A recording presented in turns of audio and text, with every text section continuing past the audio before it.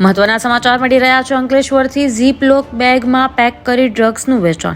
અંકલેશ્વરમાં કારમાં ડ્રગ્સની હેરાફેરી કરતા 3 આરોપીઓની ધરપકડ। ₹7 લાખની કિંમતનું એમડી ડ્રગ્સ ઝડપાયું। અંકલેશ્વર બી ડિવિઝન પોલીસે ₹7 લાખથી વધુની કિંમતના એમડી ડ્રગ્સના જથ્થા સાથે 3 આરોપીઓની ધરપકડ કરી છે। આ મામલામાં પોલીસે ₹11 લાખથી વધુનો મુદ્દામાલ કબજે કરી કાયદેસરની કાર્યવાહી હાથ ધરી છે। ઉદ્યોગનગરી અંકલેશ્વરમાંથી ફરી એકવાર નશાના કાળા કારોબારનો પર્દાફાશ થયો છે। અંકલેશ્વરના વિવિધ ઔદ્યોગિક એકમોમાંથી ડ્રગ્સ ઝડપાયા બાદ હવે કારમાં ડ્રગ્સની હેરાફેરી કરાતી હોવાનું બહાર આવ્યું છે।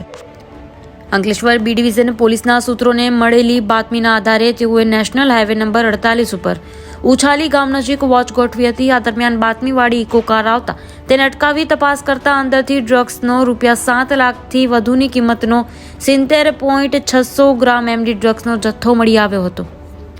આ મામલામાં પોલીસે ઝઘડિયાના રાજપાડીના રહેવાસી ઇમ્તિયાઝ ઇબ્રાહીમ શેખ, મોહમ્મદ ઝુબેર, મહેમૂદ ખાન ખોખર અને સુમિત વસાવાની ધરપકડ કરી છે। આરોપીઓ ડ્રગ્સ ઝીપ-લોક બેગમાં પેક કરી વેચાણ અર્થે લઈ જતા હોવાનું બહાર આવ્યું છે। ત્યારે પોલીસે ડ્રગ્સ અને કાર મળી કુલ ₹11.47 લાખનો મુદ્દામાલ જપ્ત કરી કાયદેસરની કાર્યવાહી હાથ ધરી છે। આરોપીઓ ડ્રગ્સ ક્યાંથી લાવતા હતા તે સહિતની વિગતો મેળવવા પોલીસે તપાસનો ધમધમાટ શરૂ કર્યો છે। બ્યુરો રિપોર્ટ રફીક કોરા, ન્યૂઝ ટુડે।